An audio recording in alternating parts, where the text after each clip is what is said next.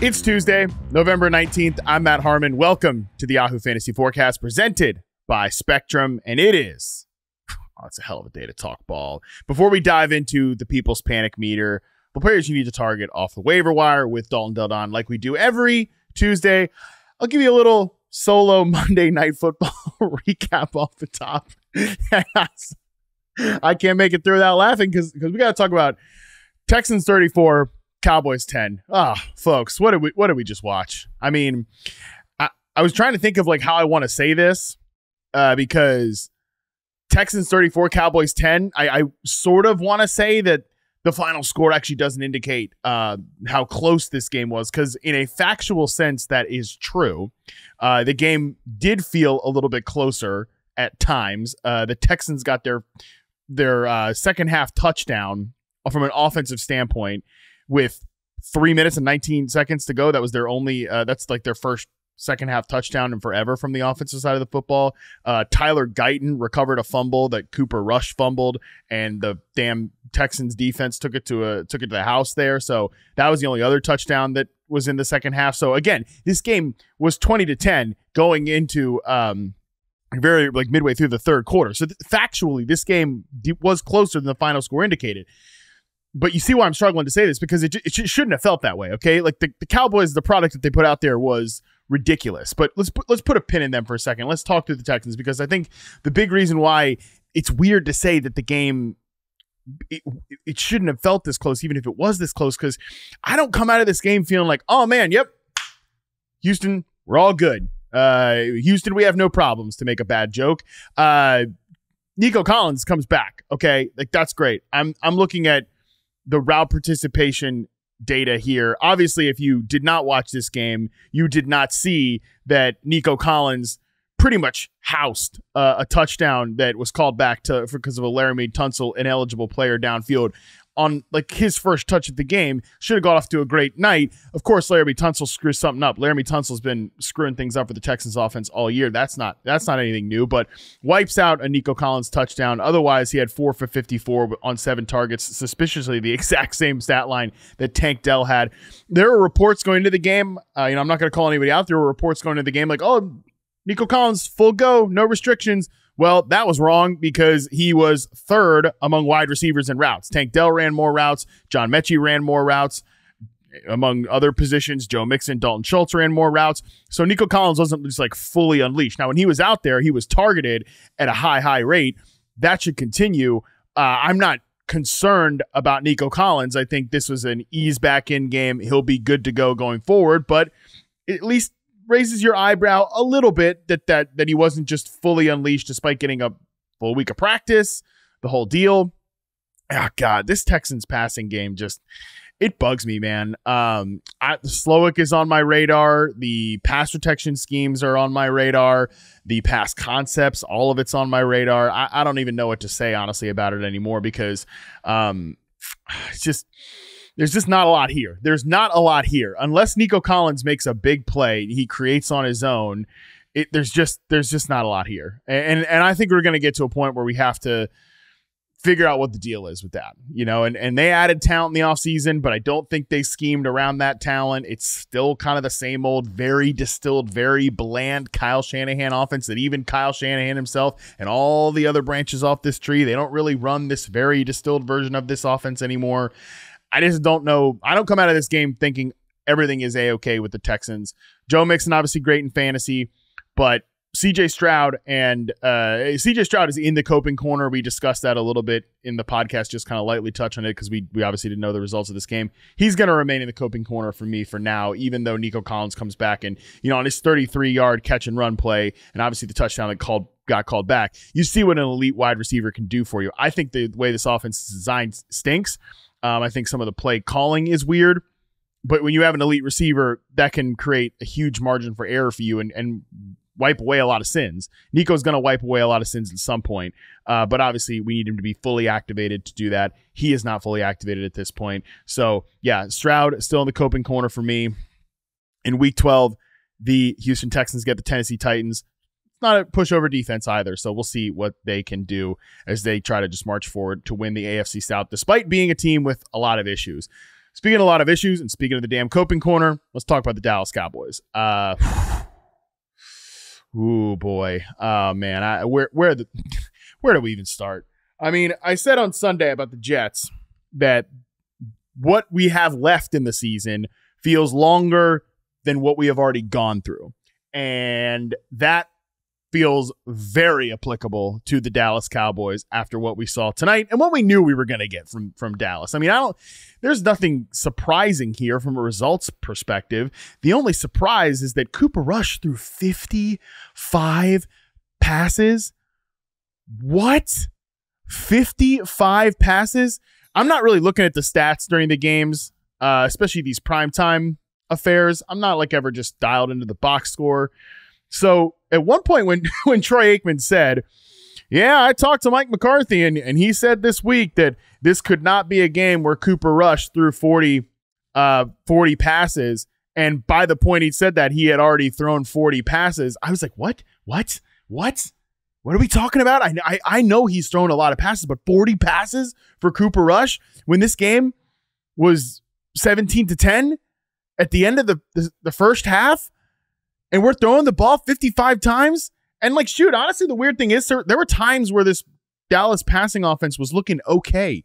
This breaks your heart if you had Jake Ferguson in fantasy. And I say this as somebody that started Jake Ferguson in fantasy. So my heart is breaking with you all.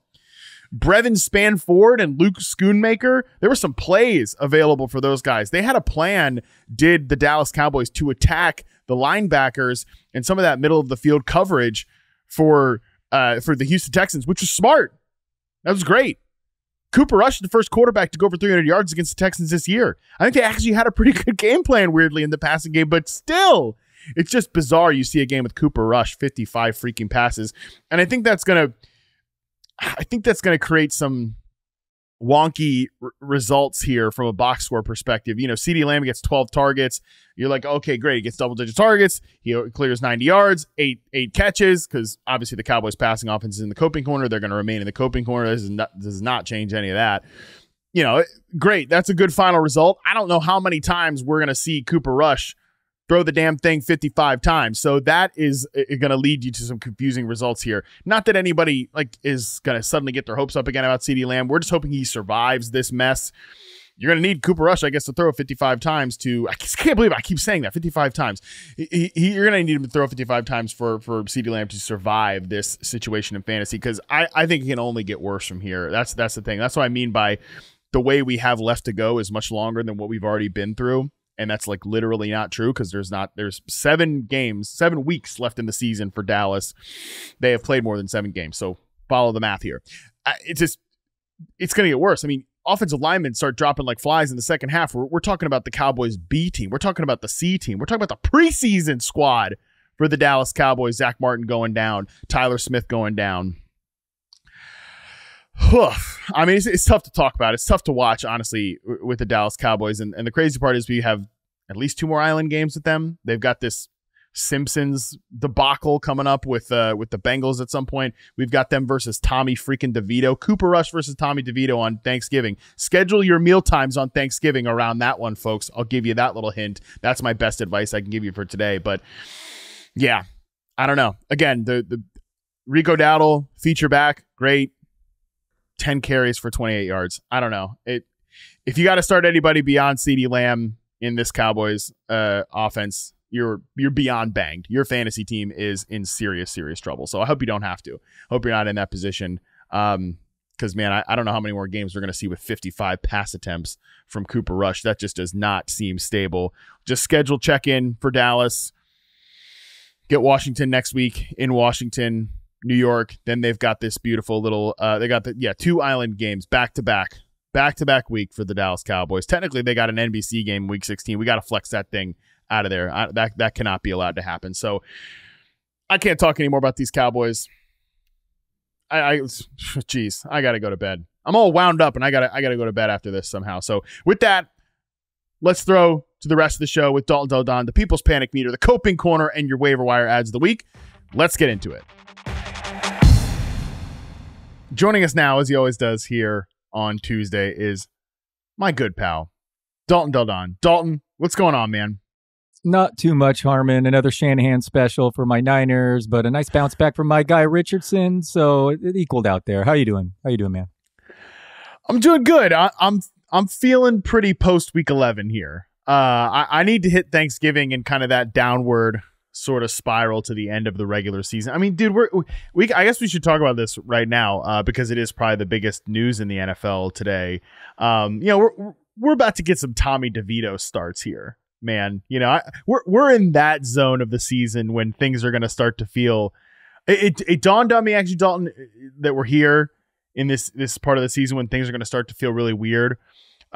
Looking at some of watching a little bit of the Saints-Browns game this weekend, where I'm just like, what is this football game? We're in that zone of the season, and like I said, we got Taysom Hill putting up 40 plus PPR points. We've got every single Browns wide receiver on the Jameis Winston scam. We're about to get some Tommy DeVito starts, so that's kind of how I'm feeling here on this Monday as we're recording this.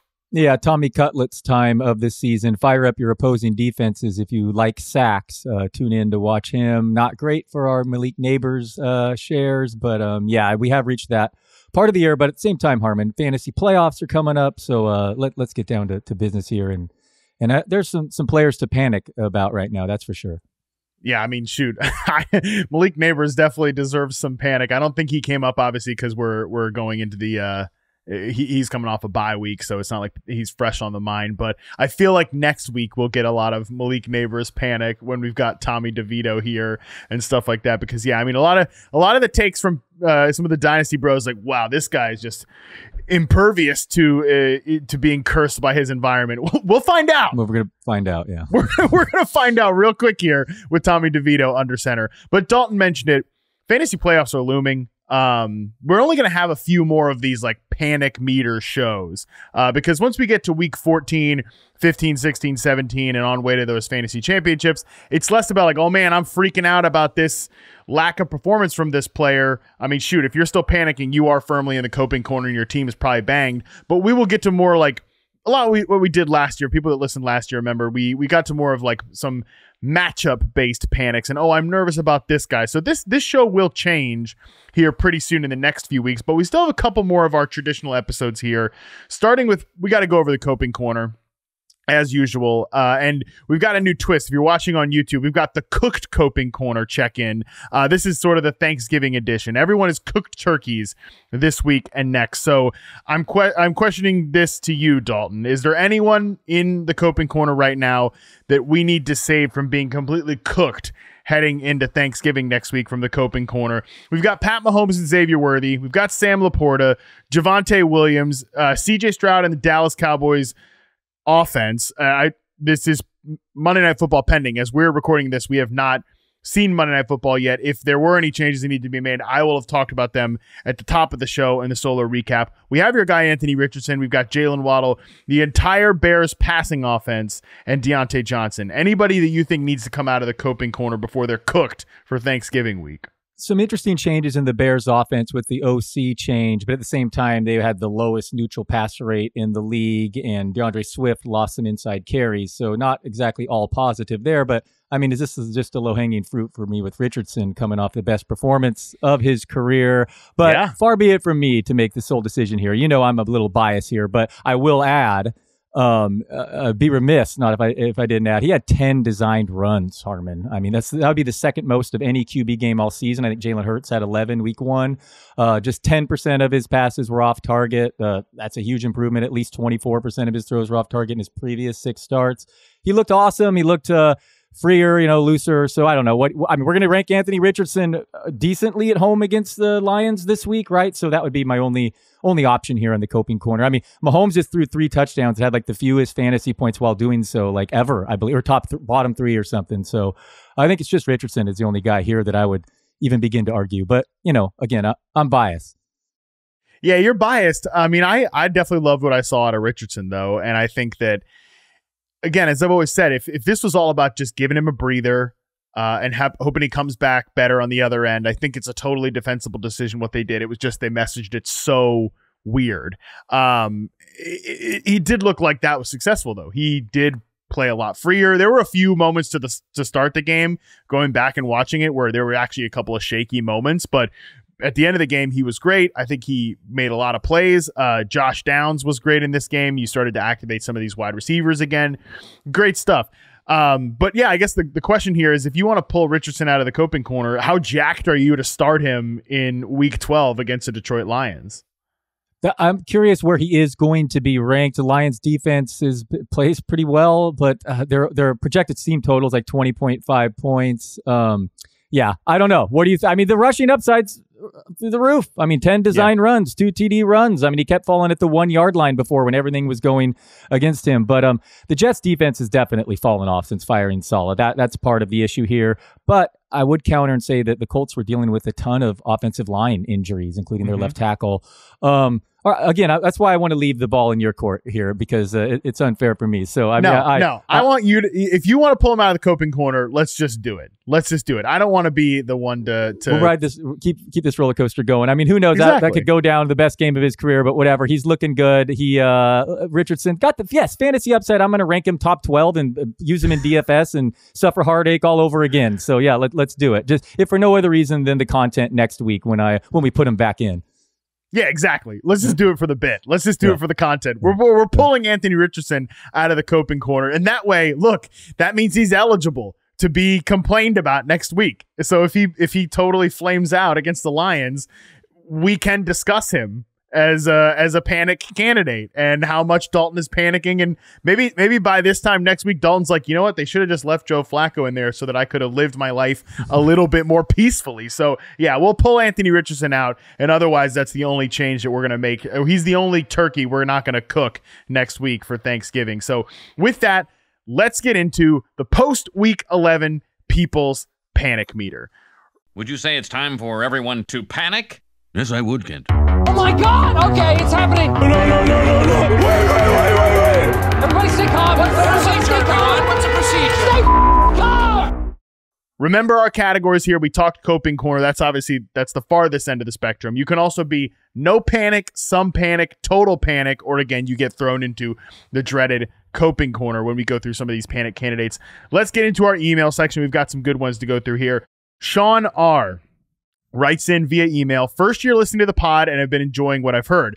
Was not enjoying Saquon Barkley being given the ball and contributing to A.J. Brown's recent dip in fantasy point production for the second time in 3 weeks. A similar problem seems to be happening with my wide receiver 2 in Zay Flowers, as the Ravens seem content with giving more opportunities to Derrick Henry to add insult to injury. My opponent this week in both my Yahoo leagues had Saquon and Derrick Henry. That is tough. Or other receivers the past 2 games. Both guys lack production and have contributed to my 2-week losing streak. So, should I be panicked that these 2 run-heavy offenses will continue to cost me points to my big play wide receivers? Thanks. Keep up the good work and find some more time to play. Find some time to play more Pokemon games. Yeah, well, I'm not doing Ruby, Sapphire, Diamond, and Pearl. I'm not going to be doing any of that. It's red, it's blue, or it's yellow. That's it. Okay, so Ruby, Sapphire, give me a break. All right, no more Pokemon talk. Got to stop talking Pokemon on this podcast. Dalton, do you have any before we do? Are you a Pokemon guy? I'm not. Sorry, no. I enjoyed you talking about it with Andy and whatnot, but no. You and Boomer Barons. Yeah. Okay. So revealing how old I am, I guess, by saying that. Yeah, big fan. Yeah, for sure. No. Yeah. Unfortunately, a little before me. Sorry. A little before your time. All right, fair enough. No, so okay, let's be serious here. Let's talk through these 2 wide receivers. After my time, I think, is what that. Yeah, but, you were before Pokemon. Yeah, exactly. Yeah, we know what we're saying here. We're good at podcasting. Okay, let's talk through these 2 wide receivers. Let's start with AJ Brown. ADP obviously wide receiver 7. Current rankings wide receiver 27, of course, because of injuries. He's missed time. This, that, and the other. So Dalton, any concern about AJ Brown right now in fantasy? Yeah, I labeled it some panic. He's the wide receiver 34 in expected fantasy points over the last 6 weeks. Dwayne McFarland has a perfect tweet about this. He has an elite 29% target share of the last 4 games. However, the Eagles have dropped back to pass only 45% of those plays, and Hurts has turned 11% of those into scrambles. That's how you turn a 29% target share into 6.3 targets and 11.6 fantasy points. I mean, that's the problem here that's going on. He will have spike weeks, unquestionably, and he remains a beast. But yeah, you're panicked if you expect him to be a top 5 fantasy wideout given that usage. who are people not panicked about at wide receiver at this point? Yeah. Can I ask before we go any further? Can I actually ask you Chase. this? Like, yeah, even Chase is getting dwarfed whenever Higgins plays, actually, by air yards and target share. Of course, I mean, Jefferson's his two worst games of the season of the last 2 games. CD Lamb's down bad. Yeah, you're right. I guess, yeah, maybe A.J. Brown is top 5 with all these question marks. Unless Juwan Jennings. The only one you don't have any questions in the league is Juwan Jennings. I mean, he's the only alpha remaining. I mean, you're not wrong. But this is kind of my point, because, I mean, I was going back and forth with people in my Discord this morning about today about Jayden Reed and like how he's out kicking his volume and stuff like that. And like, when do we panic about this volume just being like it all falls apart for him from unexpected fantasy points and the whole deal, whatever. We're talking about all the guys Hill. at the top. Yeah, Tyreek Hill. We're talking big time. Justin Jefferson. Like we've got. I don't think we have him on the docket today, but we have heard people complain about Justin Jefferson previously. Yeah, Jamar Chase, like, you're right. He's coming off a 2-touchdown game, but Higgins has out-targeted him when he's been out there. So, yeah, who are people, like, happy with at wide receiver right now? Because it certainly feels like absolutely nobody besides the GOAT, Juwan Jennings. Yeah, St. Brown, your guy, I guess, has 8 straight touchdowns and gets it done with volume, but even then, he has his questions and volume. So that's a fair point, and maybe A.J. Brown deserves no panic when you observe the context of the rest of the league and wide receivers. You're certainly not losing because you drafted Brown. Right. I mean, I'm just looking at the top 10 wide receivers in total points right now. Jamar Chase, guarantee you he's come up on this pod before. Amon-Ra St. Brown has definitely come up on this pod before. Justin Jefferson has come up on this pod before. Garrett Wilson probably highlighted this pod at one point this year. Drake London, remember week 1? Remember that? Remember a couple of weeks ago when he had another slow game? CD Lamb, obviously, he might be, we might have him in the coping corner by the time I do the solo Monday Night Football recap. Terry McLaurin, definitely early in the season. Zay Flowers, we're about to talk about freaking Zay Flowers. And it's like, then we get to the Darnell Mooney JSN territory. We definitely had JSN on the pod, and nobody's panicking about Darnell Mooney because he's Darnell Mooney. So it's like, I don't know, man. I know I'm sending us off the rails here really quickly, but it's just like, yeah, if we're not going to rank A.J. Brown as a top 5 rest of season receiver, who the F are we ranking as a top 5 rest of season receiver? Totally fair. No panic based on that context, but we would like to see a little more pass play volume. But some of this have been weird game scripts and whatnot, but facing that Dallas team. So that is fair. Not too much panic with Brown. And I was going to say the same with Zay Flowers. Just you said it more eloquently. I was going to be like, I don't really have, these receivers, come big weeks and they just trade them off. So I would include Zay Flowers here as well. Yeah, it's just, you're right. I would like some more targets to A.J. Brown. There's a lot of things I'd like in life, Dalton. There's a lot of things I'd like in life, and it just ain't going to happen. It just is what it is. I mean, and their offense is killing it too. It is. It doesn't look like smooth all the times, but it's been so effective recently. To go along with an elite defense, man, the Eagles look good. Yeah, that is true. Like, we can have these conversations about, and as I've always said about the Panic Meter pod, I have like a love and hate relationship with the whole concept of the show that I kind of helped come up with, because I guess I just love to torture myself. Because we could sit here and wish that the production was smoother and this, that, and the other, but you're right. Like, these are two of the best teams in the league. I know the Ravens are coming off of a loss, but Philadelphia is doing what they should do from an offensive perspective right now. And I mean, are you going to do anything if we tell you to panic? Like, if we told you to panic about A.J. Brown, what the hell are you going to do with that information? This is kind of where I'm at with it. Is like, yes, A.J. Brown, certainly I would love more targets to go his way, but those targets are going to come because he's one of the best receivers in the league. I mean, we'll get to his team. We're going to talk about his teammate later on in the show. That's a whole nother downstream effect because, is Devonta Smith just fancy Rashad Bateman? We'll talk about that because we're talking about Zay Flowers here, but the spike weeks are going to come for these guys. I feel the same way basically about Zay Flowers, just a bit of a Diet Coke version as I do with A.J. Brown. I mean, I'm panic. I mean, yeah, you'd love bigger weeks from these guys, but these two running backs are killing it. The run games are awesome. And the Eagles, especially, their defense is on such an upward trajectory that they can continue to win games this way. And you just got to live with you get a 5-catch, 60-yard game from A.J. Brown. There are worse things to be dealing with in life than that.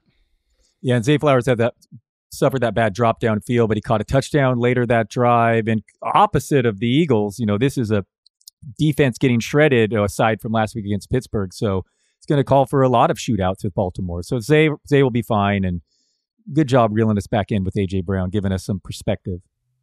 Yeah, I will just say with Zay Flowers that it doesn't map. I don't know if I gave you perspective or I just ranted there.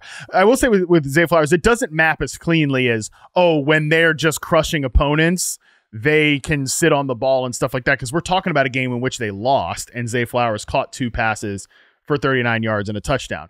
There are just going to be some weeks where the involvement isn't totally there for Zay Flowers because he's not quite that level of player yet. And you didn't draft him to be that type of player. You drafted him probably to be a boom bust wide receiver too. And I think he's in a very large category of boom bust wide receiver twos right now. Jayden Reed is in that category.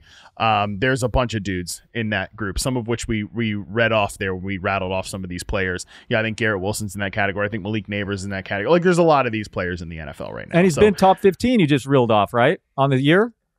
Flowers? Oh, I mean, Zay Flowers, wide receiver 12? 8. Wide receiver 8 on the season. Okay, then no complaining about Zay Flowers. In PPR, there. I should note, in PPR, he's wide receiver 8. In half PPR, he's wide receiver 7. So I undersold him. Yeah. No complaining. That's the way it's been at wide receiver this year, man. It's been a rough year. The only guy who probably hasn't stung you on a bad game basis yet is Nico Collins, and that's because he hasn't played. So congratulations, Rashee Rice hasn't had any bust weeks because he's been hurt for months and months now. All right, this next one comes in from Colin M., who sent in an email titled "Cleveland Browns equal bad Green Bay Packers?" ? He sent a tweet of his during the game. Cedric Tillman becoming a must start only for Jerry Jeudy to have a legacy game is peak fantasy football. He notes, full disclosure, did not watch this game, just followed the box score. Colin writes, I was one of many who started Cedric Tillman and was disappointed with the end results, mostly because every other pass catcher for the Browns ended up with a great game where Cedric Tillman had 3 catches for 47 yards on 8 targets. Obviously, wide receiver is a volatile position. 8 targets would be silly to get upset about. This game makes it all of a sudden seem like there are a lot of mouths to feed, similar to the Green Bay Packers. Does this game impact how you view Tillman and these pass catchers rest of season? Thanks, guys. So Cedric Tillman, we just discussed, wide receiver is obviously very volatile, but yeah, Jerry Jeudy went bonanzas in this game. Elijah Moore caught a touchdown. He was the recipient of a bunch of deep targets. How are we feeling about the Cleveland Browns wide receiver and specifically Cedric Tillman right now? No panic. As frustrating as last week was, no Lattimore in New Orleans. If anything, I'm encouraged by Tillman. Top 10 air yards last week. The Browns had number 5, number 6, and number 10. Tillman still finished top 10 in air yards with teammates finishing 5th and 6th. Quarterback leaders in catchable air yards per game. Winston is 259, 25% more than number 2, Joe Burrow, 207. 260 catchable air yards per game. Deshaun Watson was giving them 114.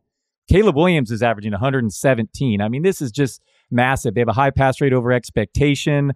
Tillman's, like every receiver, is not going to blow up every week, but I'm still encouraged and will rank him as a top 25-ish guy, depending on the matchup every week. Because even Elijah Moore, as much as we like him, it's more underneath stuff, and I think Tillman will make the explosive plays, and man, he's in a perfect situation. They can't run the ball with Nick Chubb coming out of the bye in that offensive line. I just think it's going to be all these catchable air yards provided from Winston is just money in fantasy. Yeah, I disagree with you only about the Elijah Moore being the underneath stuff because he had an 18.6 average depth of target in this game. I mean, he was getting it that much? Wow. Okay. Yeah. All right. I take it back. Yeah, that's obviously wrong. No. Wow. I actually did see a lot of this game, and just because it was one of my many screens here, and trying to pay attention as much as I could. I did see a lot of, and I'm addicted to Elijah Moore. I have a problem here. There was a lot of downfield shots to him on post routes and things like that. And if his air yards are up there, it had to have been. Yeah, if he was 5th in the air yards this week, I shouldn't have said that. Yeah, but the weeks before when you've seen the 12, it was very underneath. But good for him. We like him. I'm going to talk about him in the waiver wire pickup. He's available. I like all these guys. I mean, they're just going to trade bigger weeks. And Jerry Jeudy always disappoints us. So I'm sticking with Tillman. And what if one of these guys goes down? I mean, he's feeding Njoku last week too. The 3 top 10 air yards and Njoku got fed. So, I mean, it's just a great setup. Right. That's the thing is I think the take here is not to be down on Cedric Tillman, who I agree, no panic on Cedric Tillman. The take is actually maybe if you were starting to think Cedric Tillman was an every week wide receiver 1, set it and forget it. Although, shoot, we just read off all the wide receiver 1s and nobody trusts those guys anyways. So I don't know. Maybe if you thought he was just one of those guys, he's going to hit every single week. I guess you can adjust expectations. If you thought he was friggin' Jamar Chase, maybe you can adjust expectations. But I do think the take is not to be down on Tillman. The take is to be down or to be higher than you maybe thought on the rest of these guys here, because what really is the notable takeaway, I think, from this wide receiver room is the volume for all these guys is great. It's how concentrated it is. Jerry Jeudy ran a route on 100% of the dropbacks. Cedric Tillman ran a route on 98% of the dropbacks. Elijah Moore, 84%. The next highest wide receiver is James Thrash at 8%. Like, if they're going to air the ball out with Winston, which they are, because the defense isn't as good as it was last year, and as you mentioned, they can't run the ball, and you look at the schedule coming up for Cleveland, they're not going to be favored against Pittsburgh. They're not going to be favored against Denver. They're not going to be favored against Pittsburgh again. They're not going to be favored against the Chiefs. They're probably not going to be favored against the Bengals. And even Miami in Week 17, probably not going to be favored. They're probably going to be trailing points throughout the rest of the regular season here. And they're going to throw the ball with Jameis Winston. All of these guys are going to get a lot of fantasy usage. So to me, I think the take is definitely, it's time to elevate your expectations for Jeudy and Elijah Moore. These guys can be usable in fantasy because they're good too. Like I've been skeptical of Jeudy and lower than consensus, but he doesn't suck. He's a useful NFL player, and Elijah Moore is a useful NFL player. So I think these guys are very viable options as wide receiver 3-4 types. And Tillman, though, I still think probably if I had to bet on one guy being the best of the room, it is still Tillman, but it's not as if you can find like a compelling statistical case to make that he is so far and away above everybody else. Yeah, all these guys are on the fantasy radar. Just such a dramatic change. Like Deshaun Watson was second worst in these catchable air yards, and Winston is 25% better than number 2 right now. Those matchups you named weren't totally ideal, back to Pittsburgh, maybe against Tillman. But to me, it's no panic, and you got yourself a wide receiver 2 moving forward. All right, let's move on to the next one. This one comes in from Richard H., who sends in this email about your San Francisco 49ers. Why does Deebo Samuel continue to be projected as a wide receiver 1/wide receiver 2? This guy stinks. Richard, we do not condone talking about NFL players like they stink. Give me a break. If this guy's name was Tony Thomas, he'd never sniff those projections.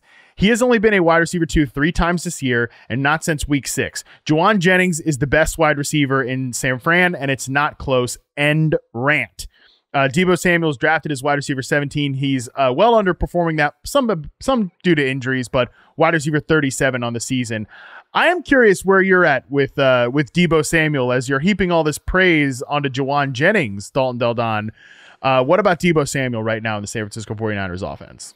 Yeah, I'd say it's full panic if you're a Deebo guy. 49ers had their lowest explosive play rate in the Shanahan era against the Seahawks. And like I said, performance art blowing leads. 49ers held the win probability edge for 99.5% of that game. Samuel, here's a Hayden Winks tweet. Samuel had 3 of his 4 catches at the end of halves against prevent defenses. Deebo has a minus 20% fantasy points over expected based on his usage. I was a coward and didn't rank Jennings over Deebo last week, but I was close. It was like back-to-back, much closer than the ECR. But I'm definitely going to rank Jennings moving forward ahead of Deebo, because Deebo is also losing rushing equity with CMC back. He's clearly not healthy. Jennings has a 42% first read target rate in the 3 games without either Ayuk or Deebo. Deebo couldn't even produce without George Kittle, and Pearsall was invisible against Seattle. One thing to note, and I don't know if this may actually help Deebo, but Purdy's ADOT has gone from 9.9 yards before the Ayuk injury down to 7.1 the last 3 games, last 3 weeks. So that maybe that helps Deebo, but no, I'm worried, and I'm ranking Jennings ahead of him. The red zone regression's coming for the Niners, the worst goal-to-go offense in the league, and you think Deebo's going to score more, and he'll have a spike week, but no, like he shouldn't. In the expert consensus ranks, he's like a top 10 receiver the last 3 weeks, and it's like no. Jennings should be top 15, and Deebo's the guy who's the more wide receiver too. Top 20 or top 25. Yeah, he's definitely coming down my rest of the season rankings, and he's been ticking down basically every week since Ayuk got injured, has Deebo Samuel. And I think there's a very maybe nuanced conversation to have about the direction of the 49ers offense, and this is just, we don't have time to have that conversation here, though it would be a fascinating one to have with you, just because I think the selection of Ricky Pearsall actually pointed us to a bit of a signal here that there was change in the types of wide receivers that they were going to look for this offense. And I feel like we've seen a lot of it in the way they've approached the drop back pass game. It's been a little bit less of the typical Shanahan stuff, and it's been more shotgun, less play action, and like they're trying to find real deal route runners. I think Juwan Jennings is a real deal route runner. Brandon Ayuk's a real deal route runner. He's just not available right now, and that's obviously the strength of Pearsall's game. So yeah, I just don't know where Deebo really fits in this offense anymore. And I think from a physical perspective, this guy has taken more punishment than a normal wide receiver at this point in his career. You know, it's not like he's been in the league forever. He was drafted in 2019, but you just think of the amount of hits he's taken versus a normal wide receiver. That stuff does tend to add up. So I don't think he's necessarily the type of player anymore, Dalton, that can get 5 touches and make your fantasy week like a Jayden Reed. Like, oh, he's going to get 5 touches, but he might still make your fantasy week because he's an outrageously explosive player. Deebo's probably not that guy anymore. So, and I just think that's time to adjust expectations there. Whereas with Juwan Jennings, like, yeah, he's not explosive. He's not Ayuk from a downfield explosiveness perspective, but he's a good route runner. He's where he's supposed to be, and he's probably the most trusted target right now. Yeah, no, it's frustrating because Deebo historically had just been absolutely killing it. When these, with injuries, like with Kittle off the field or Ayuk off the field, but it was always, a stretch to rely on those 10-yard, the short screens he would take to the house. But maybe it's injury, maybe it's age. I don't know, but maybe it's man coverage, increase in man coverage, which ever since the Chiefs did in the Super Bowl against Purdy, and that's not been his specialty. He's been a killer against zone. For all these reasons, obviously, he's been a major fantasy disappointment, and just watching him out there, it doesn't quite look like the same player, and clearly they're not using him the same. So yeah, it's panic. It's beyond panic time. Yeah, you think coping corner, or you just total panic? No, total. Well, Deebo is who he is now, I guess, is how we do the coping corner, right? Yeah, I'm up to you, however you want to label it. I'm good, but yeah, I mean, I'm there with him that expectations need to be completely changed. Yeah, I think we leave it at total panic right now. And maybe we do one, if we get another, just game where he's doing absolutely nothing and Juwan Jennings is going off, maybe then we talk coping corner next week. And we put him as a turkey, I guess, for our Thanksgiving cooked coping corner situation. So yeah, full panic for Deebo Samuel. I think we are at that point. Let's stick on the 49ers and wrap it up here in the email section with this video from Quentin. Let's hear what he has to say about Christian McCaffrey. I can't believe I'm making this video, but if we didn't overreact to small sample sizes, we wouldn't have Fantasy Football Podcast. I believe Christian McCaffrey needs to go into the coping corner, and it's not due to his usage. It's due to him not scoring touchdowns. I have him in one league, and I'm somehow in first place by riding matchups with Brian Robinson Jr., Chase Brown, and Rico Dowdle. And looking at the Niners' schedule, I think I'd rather ride the schedule's out than have to just start McCaffrey as an autofill. His matchups are very hard going forward. The Niners have a tough schedule, and they're not the same team. All right. Well, first of all, I feel like we caught a little bit of stray there. Overreacting to small sample sizes. Fantasy podcasts. Us? Never. But on a serious note, what do we think about Quentin's proposition here that Christian McCaffrey needs to go into the coping corner? I mean, the touchdowns certainly have not been there, Dalton, and this guy was one of the most prolific touchdown scorers basically ever as a member of the 49ers, especially last year. He was on a crazy streak. Where are we at with McCaffrey 2 games back here? I think it is a good time to just investigate the McCaffrey stuff, even if I don't agree that McCaffrey's going to go into the coping corner. It's just weird. The Niners were the best red zone offense last year, and they're bottom 3 this year, and it has not fixed their woes with CMC returning. Trent Williams was playing through a bad ankle last week. Seattle's defense was rested coming off a bye. But then again, every opponent this year is, including Buffalo in a couple weeks again for the Niners. CMC's role is too good to consider coping corner here. I mean, you look at the projections. I mean, he's up there with Kamara each week. I mean, just the volume. I mean, it's hard not to have him, projected for a high floor at least. Doesn't look like the same player coming off injury. Maybe a few weeks he does get there, but that's the concern with McCaffrey is just how close is he to the player we once saw coming off both Achilles tendonitis. And the thing I will say about that, even if the ground game remains ineffective, man, his usage as a receiver is just so nice there. But yeah, I hear you. This doesn't look like the same CMC we're accustomed to. Yeah, I mean, 18% target share in 2 games. He's got 32 carries over the 2 games. In terms of expected fantasy points, he's a top 10 running back. So I don't know about coping corner. We're still getting great usage from the player, and yeah, has the production been crazy? Absolutely not.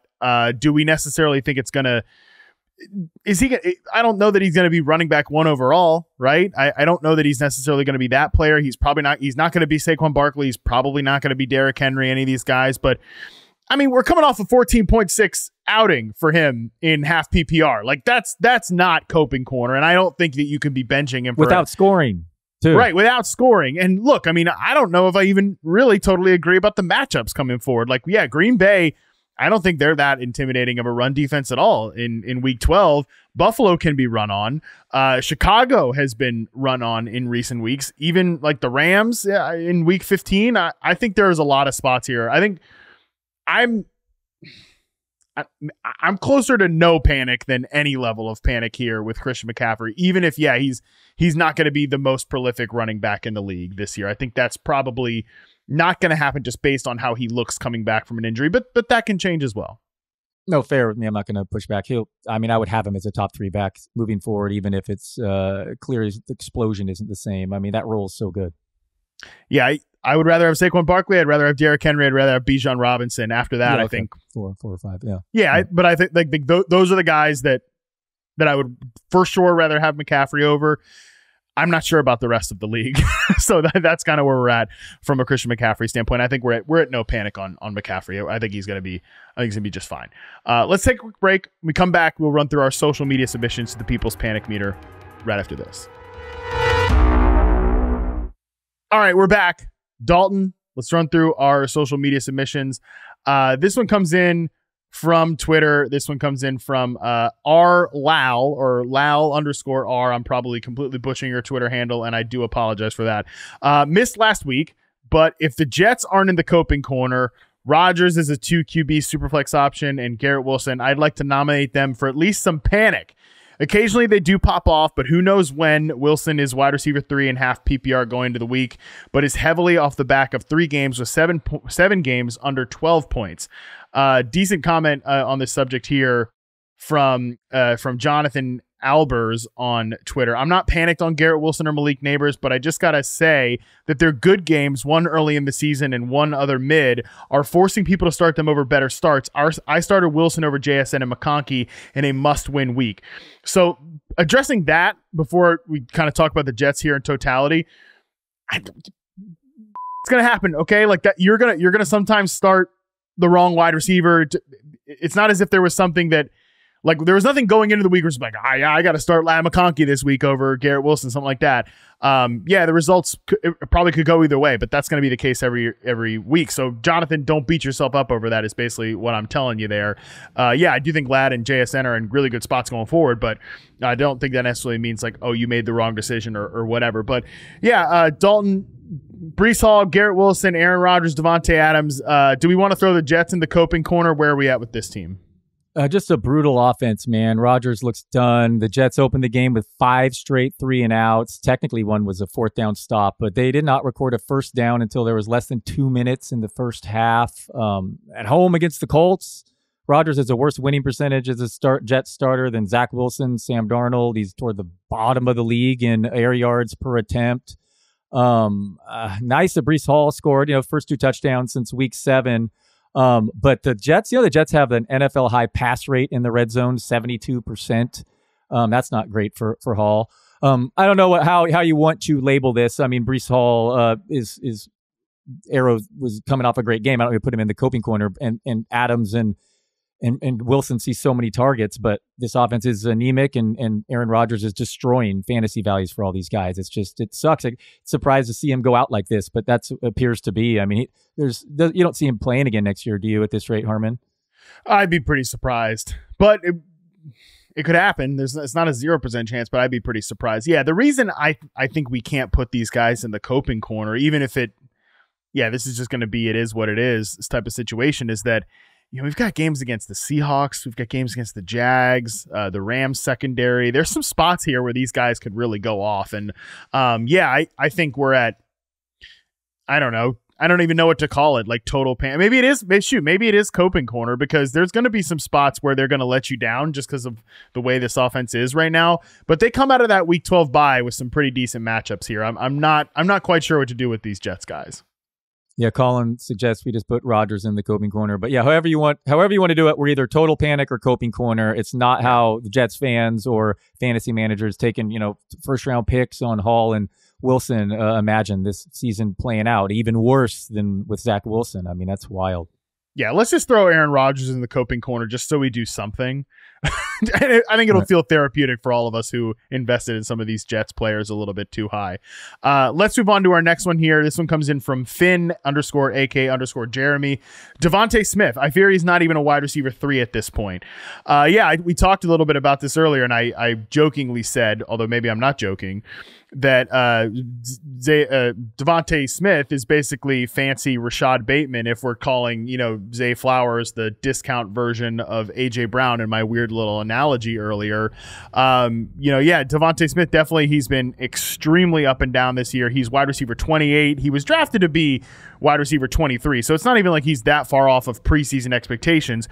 We're just in admittedly a bit of a cold run here as they smacked around the Cowboys in Washington. 3.4 points in week 10, 6.9 points last week. Yeah, so I talked earlier about over the last 6 weeks, A.J. Brown's wide receiver 34 in expected fantasy points. Devonta Smith's wide receiver 74 over that 6-game span. Not ideal. It's weird, too, because it's not like a wide receiver 3 has emerged and they're scoring a lot of points, but it's just all hurts from the 1-yard line. You're panicking with Smith here. It's been a stretch. Not much you can do about it, but it's been, frustrating. And Smith and Waddle, we were hoping they'd bounce back. It's just been another year of frustration. Yeah, but obviously Waddle in the coping corner. I don't know that we're putting Devonta Smith there. I will say we got 2 games here again. Rams in week 12, Ravens in week 13. I don't think those are the type of games they're going to be winning, 34-6 or even 26-18.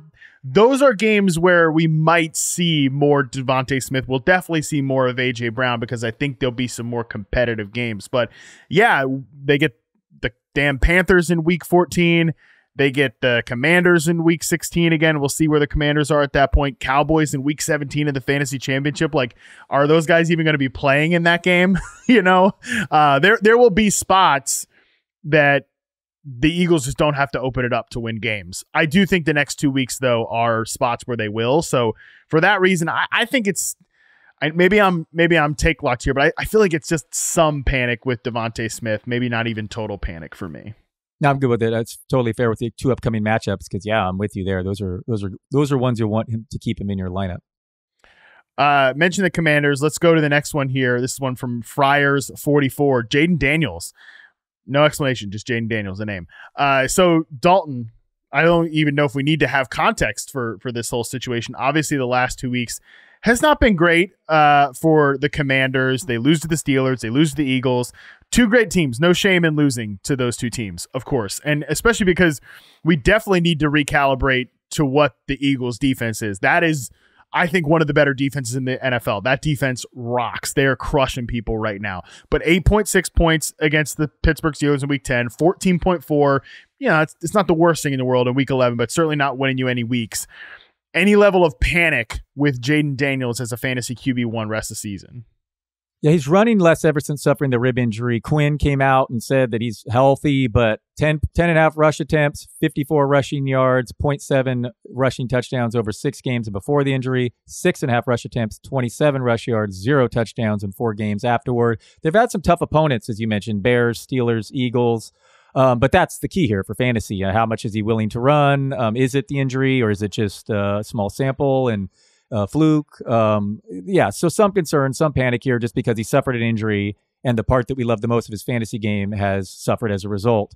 One other quick note, Jayden Daniels, 10 touchdowns passing in 294 attempts. Drake May, 9 passing TDs in 182 attempts. Not a knock on Daniels, just another market for Drake May, man. He's balling with very little to work with in New England. But hopefully Daniels gets healthy and starts running like we saw, but it's tough to predict at this point. I mean, what do you make of it, Harmon? Yeah, I think there's a few things at play here. I'm glad you brought up, though, that Drake May stat, because there were a lot of Drake May haters during the draft process that I don't where are those people? I'm just curious. But anyways, separate conversation. With Jayden Daniels, there's a small part of me like maybe a small hater buried deep in the back of my mind that is a little bit like, do we need to have our eye on the Cliff Kingsbury stuff? Because this is right around the time of the year when things have typically started to go bad for Cliff Kingsbury's offenses in Arizona. Yeah, I forgot about that. Yeah. But like I said, small part of me, and I've already issued my public apology to Cliff. So, I think Cliff's been good this year. I actually don't think there's like a problem with the offense that teams are just solving. I think a lot of it is just that Jayden Daniels hasn't been 100% healthy.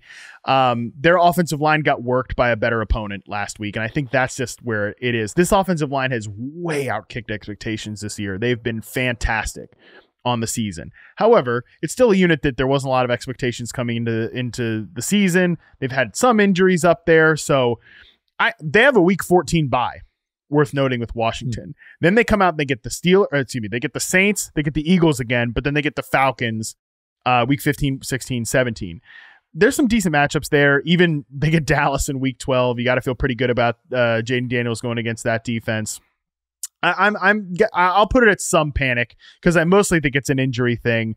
But we'll see if I will give Dallas, again, we haven't seen week 11's result yet, but I'll give them credit that their pass rush looks to be improving. Obviously, Micah Parsons back helps that an awful lot. That's certainly something to keep an eye on in that matchup. But for the most part, I bet Daniels comes out of that week 14 bye looking a lot better.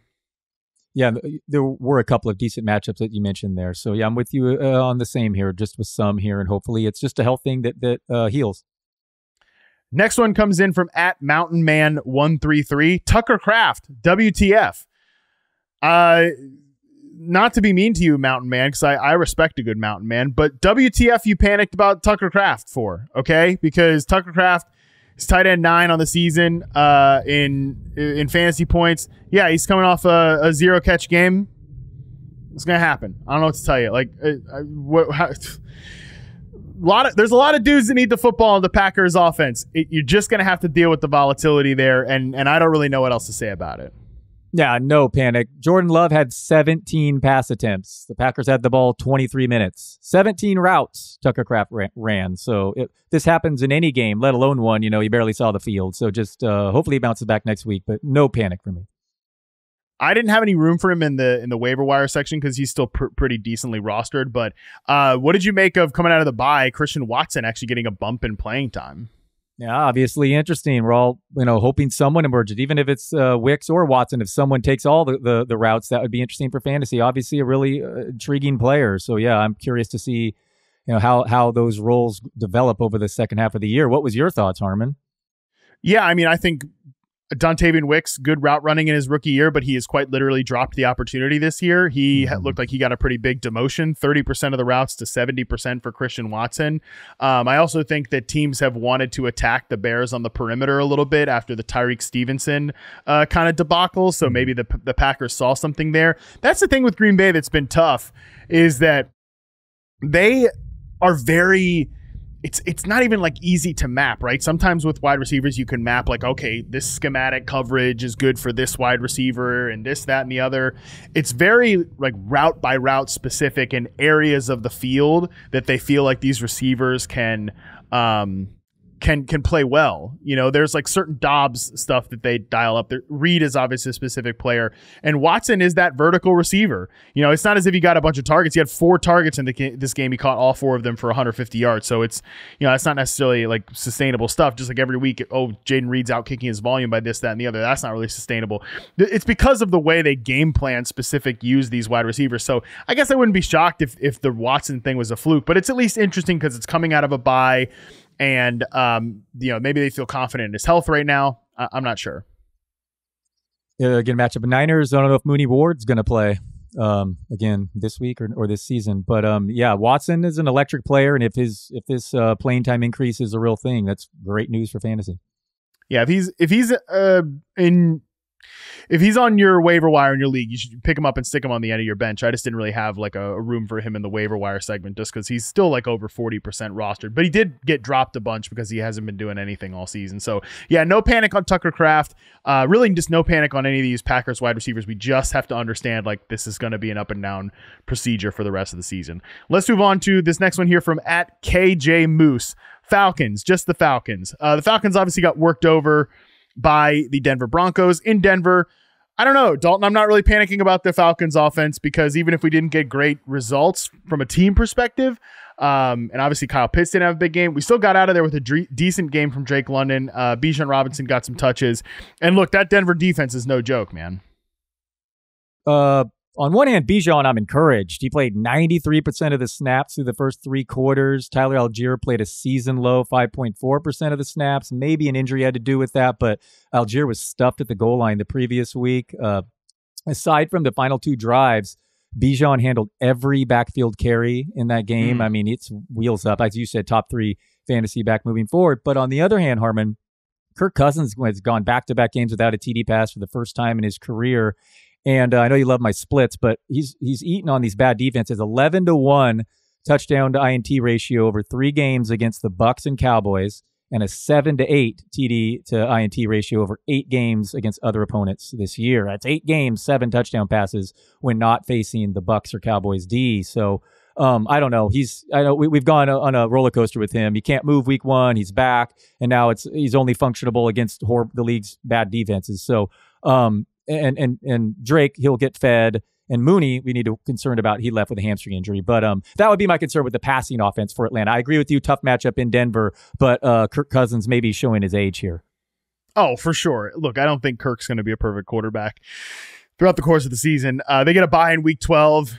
Darnell Mooney, hopefully he can get healthy there. They do come back to 2 tougher matchups. Chargers defense, Vikings defense in weeks 13, 14. But in the fantasy postseason, they get week 15 Raiders, week 16 Giants, week 17 the Washington Commanders, and then week 18 they'll probably be playing for their playoff lives, maybe the division against the Panthers. So I think we know which weeks they'll have like big Kirk Cousins games, but that doesn't mean I'm with you though. I don't think that split is probably not a lie. I think he can crush bad defenses, but there's some weaknesses and limitations in his game that's going to show up against good units.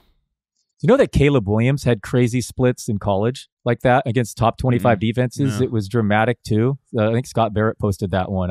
Great to see Caleb look a lot better this last week though, for sure. But yeah, dramatic against top opponents and not in college as well for Caleb.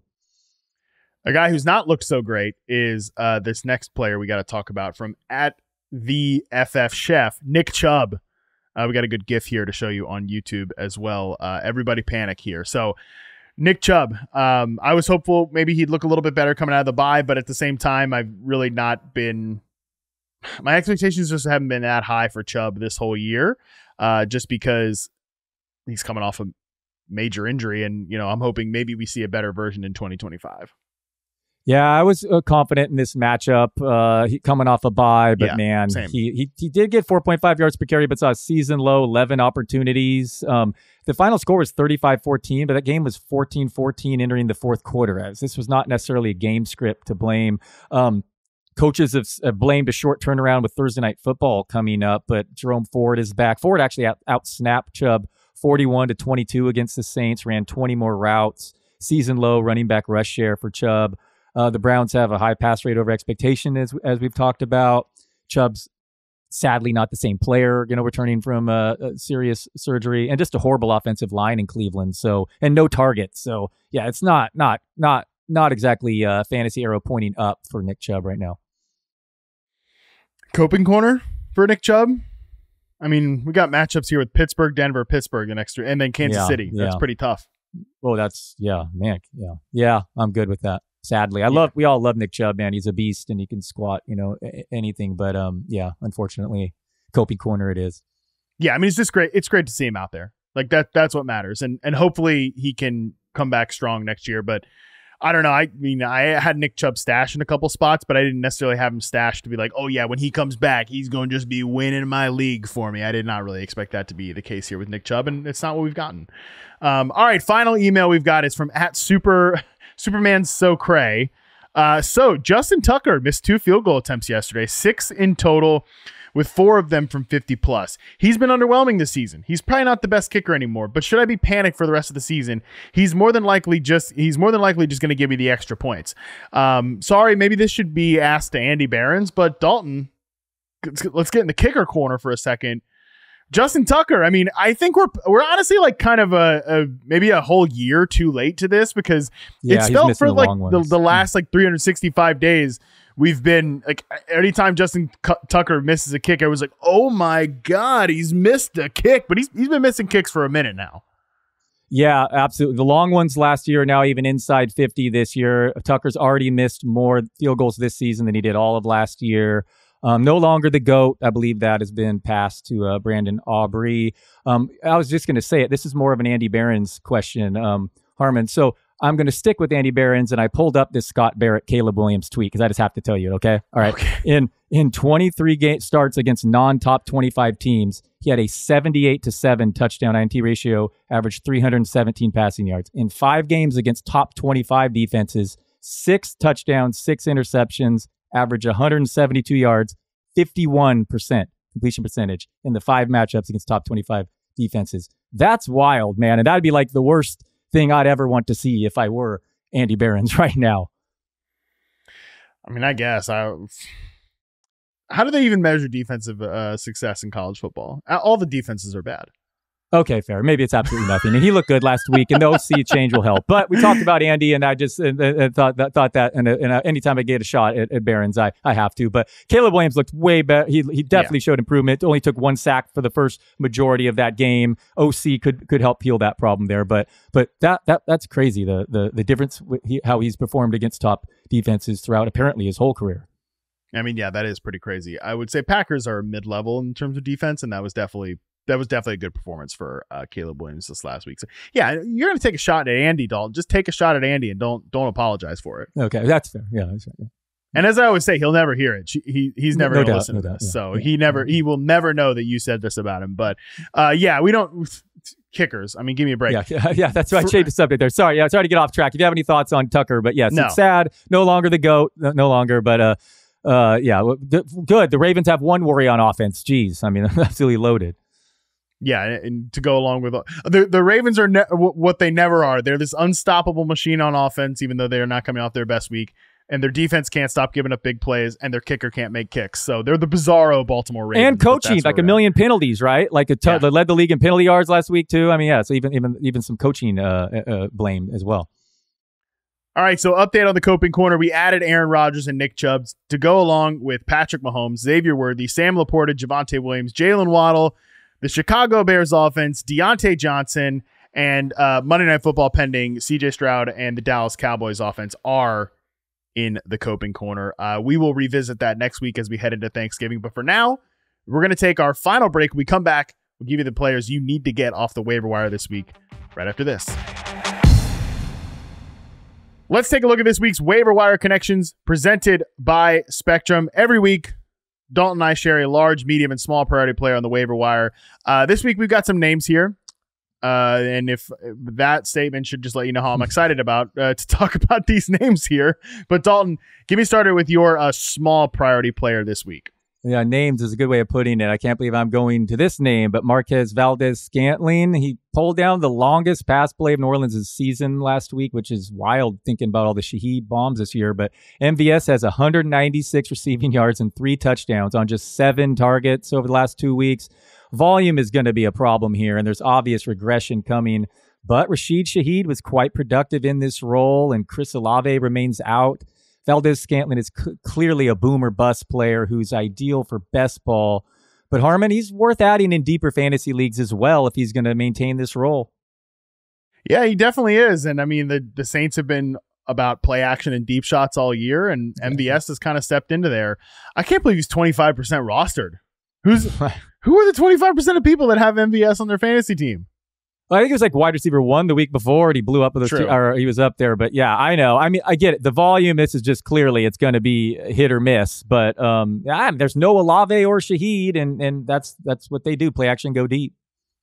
Bye week in week 12, then they get the Rams and the Giants coming out of the bye. Those are some pretty good matchups for sure for MVS. So he just finally needed a quarterback to throw to him, throughout his career, Totally. playing with all the scrubs, like Mahomes and whatnot. Yeah, all those goofballs, Mahomes, Aaron Rodgers, Josh Allen this year. I mean, this guy was on the Bills earlier this year. What a wild ride for MVS. My small priority player is Jalen Coker. You guys know this. I'm among the cokeheads. I like Jalen Coker. I only gave him the small priority here, 5% rostered in Yahoo leagues, because look, Adam Thielen's coming back. It sounds like he's going to play. I don't really know what the role is for Jalen Coker if Adam Thielen's going to be a full-time player, because Coker has been kind of a power slot option for Carolina. That's obviously the position that Adam Thielen plays. But I feel like Coker, who led the team in target share over 30% in the game prior to the bye over there in Germany, he's been such a nice find for them. It would seem weird for them to take him off the field. But at the same time, he's still a wide receiver for the Panthers. Bryce Young's going to start. They're going to play the Kansas City Chiefs this week. I will say, the way you want to beat up on the Chiefs, and this did continue last week with Khalil Shakir and the Buffalo Bills, you want to beat them through the slot. Coker has been the team's slot receiver, so if you're desperate at wide receiver, bye week's got you down. There's a lot of teams on bye this week. I think Jalen Coker can be a nice fill-in for you. Yeah, I like that one. He could get the rookie bye week bump following their Carolina's bye. My medium priority is Elijah Moore. We talked about him earlier. He's averaged 10 targets over 3 games since Jameis Winston took over as starter. Winston has averaged by far the most catchable air yards over that span, or on the season it would be by 25%. 3 Browns receivers ranked top 10 in air yards last week, and Cleveland should remain pass happy. Moore has flashed real talent in the past. I know you've been a fan, Harmon. He's finally seen volume, and he's available in more than 90% of Yahoo leagues. I am so happy that we can have a relatively serious conversation about Elijah Moore as a fantasy option, because I think he's good, and I think Deshaun Watson ruined people's perception of Elijah Moore, who's just a guy that gets open. So I'm excited to see Elijah Moore. I hope he can continue to keep it up. My medium priority player is Trey Benson, 21% rostered. Only went medium priority here because I still don't know that Trey Benson has a standalone role when James Conner's healthy and the Cardinals are coming off of a bye. However, I do think he's been getting the ball a little bit. It seems like their trust is growing in Trey Benson, and he's somebody that I just think needs to be parked on the end of benches, because if something happens to James Conner, he could really run into a big role here. The Cardinals offense was peaking before the bye. They come back to get Seahawks, Vikings, Seahawks, Patriots, Panthers, Rams the rest of the season. So pretty nice schedule there for the Arizona Cardinals. And if anything happens to James Conner, who's dealt with injuries in the past, Trey Benson, you'd rather have him on the back of your bench if you don't need the depth anymore, rather than on your waiver wire for an opponent to scoop him up. Love James Conner, but he's missed multiple games every season of his career, and now he's older. So yeah, definitely an injury risk down the stretch. My large and final priority is Will Dissly. Yes, it's that kind of week. We're going to tight end, but he's averaged 6.6 targets over the last 5 games. He's been a fantasy tight end 1 over that span. He's completely taken over as the Chargers starting tight end, and Justin Herbert's playing fantastic. Los Angeles is set to play more shootouts like Sunday night after an earlier schedule that's filled with low-scoring games. More passing is coming, and Dissly can help at a tricky tight end position. He's available in more than 75% of Yahoo leagues. Love it. Yeah, listen, the usage has been great. Herbert has been absolutely balling out. So I co-signed this one. I mean, he's definitely somebody that can really help you out if you're in a bad spot at tight end. My large priority player is Roschon Johnson, because only 7% rostered. And unlike Trey Benson, where I do think Roschon Johnson would have pretty big upside if DeAndre Swift was to get banged up, because it looks like he is the clear-cut running back 2. In week 11, 37 snaps for DeAndre Swift, 30 for Roschon Johnson. Obviously, he's the goal line back, so he's somebody you can throw out there if you're desperate. Like, oh my God, I'm so down bad at running back. You can throw out Roschon Johnson and hopefully he gets a goal line carry or something like that, because it seemed to be getting him on the field was a bit more of a priority for the new play caller in Thomas Brown.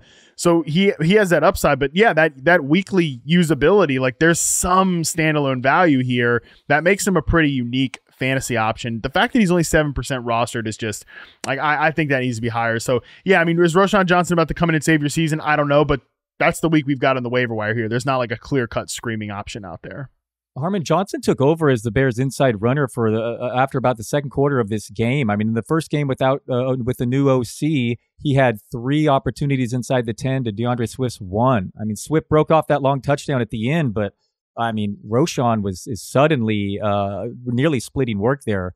He nearly ran as many routes as well. So, like the Roschon Johnson call. Yeah, 13 to 10 routes in favor of DeAndre Swift there. So, yeah, I mean, maybe I'm underselling him, but I do think he's a guy that should be on benches. 7% roster is just too low. If he's going to continue to get the ball as like kind of a grinder back, he has some standalone value. The goal line work has been there. And I think this Bears offense can return to functional. Maybe not great, but functional, so that if you're chasing goal line opportunities there, it's not completely embarrassing, but not the best waiver wire week in the entire world. But some names there for people to consider. This has been the Waiver Wire Connections on the Yahoo Fantasy Forecast presented by Spectrum. And that is going to do it for today's show. Dalton, appreciate you letting me get some big picture whining about wide receivers out at the top. We dunked on Andy Behrens. What more could you possibly ask for from a fantasy podcast? Totally. Great talk as always, Harmon. Appreciate you, man. Yes, that is going to do it again for this show. On Wednesday, Sal Vetri is back. He joins me for the post-Week 11 data dump. Heading into Week 12, we tell you all the stats that you need to know. Until then, we are out.